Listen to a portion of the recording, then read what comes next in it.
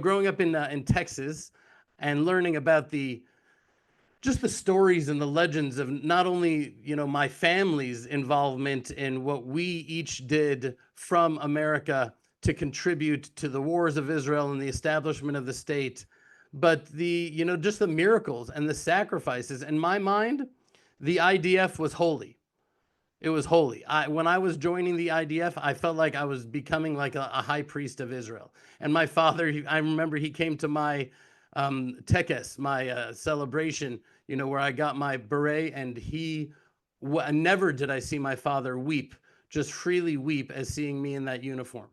Right? The IDF uniform had a sanctity that paralleled the garments of the high priest of the temple. And while I know that many, particularly in the ultra-Orthodox world, would bristle at such an analogy, in my mind it was true, and it still is true.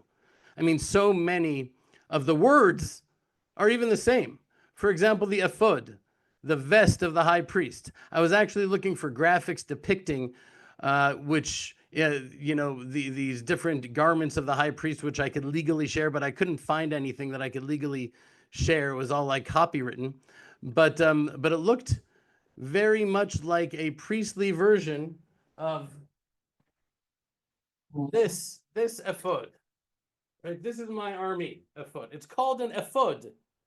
Right, it's called an ephod. It has in it my magazines. It has the first aid kit. It has all of the different things that I need to fight and to go into battle. That's the ephod. It's called the ephod.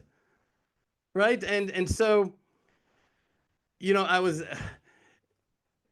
when I'm wearing this ephod and I see the other soldiers, I feel the exact same thing. Right, it was worn over the shoulders. The ephod in the temple was worn over the shoulders of the high priest in the temple, just like this is. And that symbolized the way he carried the burden of Israel on his shoulders, right? And when I see our soldiers wearing that same thing, they're carrying the burden of Israel. They're protecting the entire nation.